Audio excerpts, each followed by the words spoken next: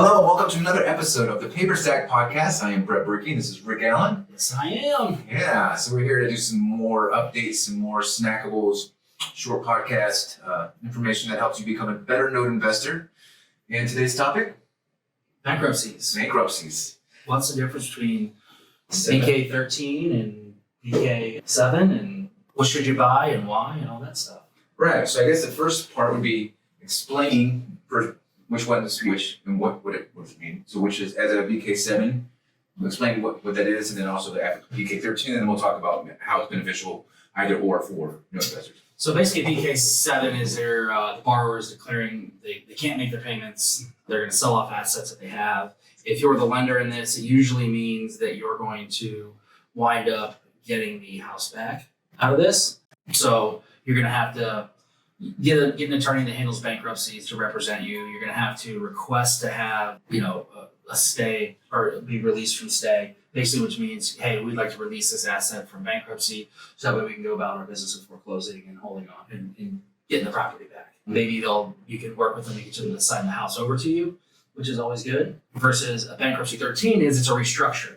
So in restructuring, typically what they're going to do is they're going to try to keep the house, and they're going to come up with a payment plan that pays you back the past due interest and it's owed to you, along with the current payments. So typically you get two payments, or one large payment. Okay. So those are the differences. So you want to look at I don't know, Brett, why would you want a BK7 versus a BK13?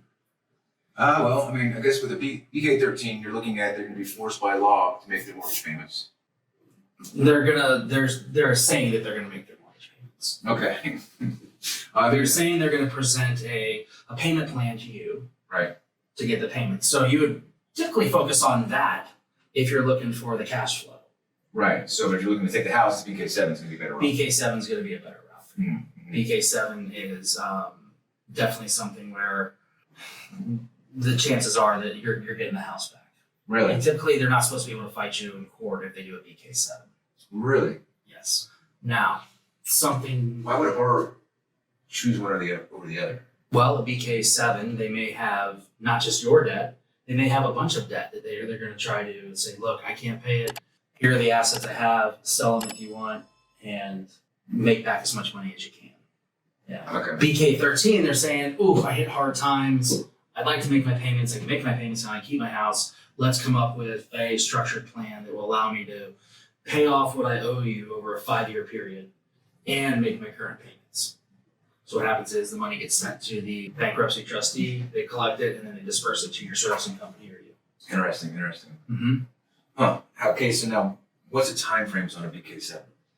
It can last, more than a year. Right. Yeah, typically if you get in there and you buy a BK7, you want to immediately go and try to get relief from stay, which that's Where do you get relief from stay? Relief from stay. You have an attorney file and talk to them and say, look, we'd like file a motion for relief from stay. We'd like this mortgage pulled out of the bankruptcy because the house is underwater, they owe more than the house is worth. Now, if the house is worth $300 and they owe a principal balance of $150 and they owe you another $50 and in past due interest, well, they're not probably going to release you from stay on that because there's $100,000 in equity. Then they're going to try to sell that asset and recoup the $100,000 so that they can turn around, sell the asset and pay off the rest of the debts. Interesting. Okay, and then so 13. Bankruptcy 13, they're going to try to make a payment plan that's 5 years. That's going to pay you back what they owe you. Plus, they're going to try to make the current payments. Now, they may say, and that can last, up to 5 years. The plan is going on, but sometimes what happens is they start to make the payments and then they stop making the payments. So, and then you start all over again. Oh my goodness. And so the courts will work with them, say, hey, why'd you stop making payments? Can we get the payments going again? And it can take a while to do it. Some of the things you can do with a bankruptcy 13 is you can sell, if you got a bankruptcy 13 that's performing, they're making payments, you can sell the first and keep the past due payments on the second. Wow. Or on what's owed to you. Interesting. Yeah, it's a good. So as a note investor, I guess it matters about what your strategy is. If you want to take the house back, it always comes back to what your strategy. What's your strategy? I also see a lot of people on our site. We do have filters for bankruptcy. We don't have the separation of 7 and 13, but we do have a filter for that. And we have certain people that just look out for bankruptcy. And when they're looking for bankruptcy, they're looking for ones that are going to go to 7. Exactly. So, borrowers will use bankruptcy as a tool to prolong foreclosure.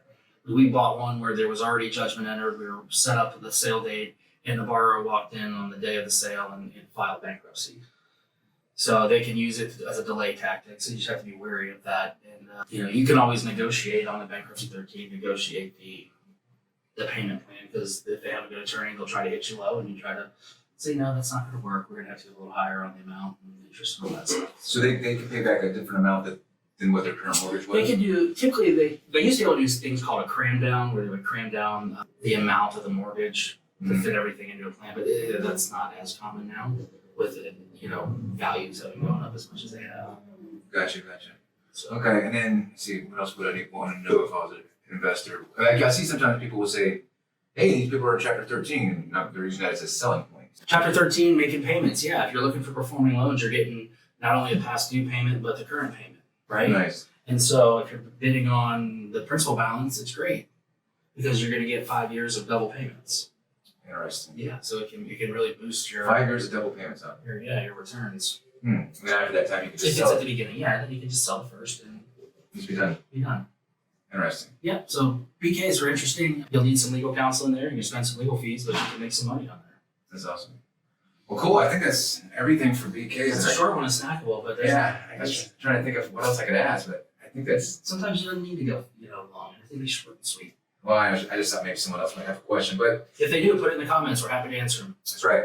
So again, thank you for watching this video. Just know that we do have an academy that you can always sign up for. I'll put a link to it below, but it covers everything from soup to nuts on note investing. It comes with a lot of bonuses, a lot of discounts, all kinds of stuff. And it's a private forum too, where you can ask questions directly. In the nature of the business, we'll finance it for you.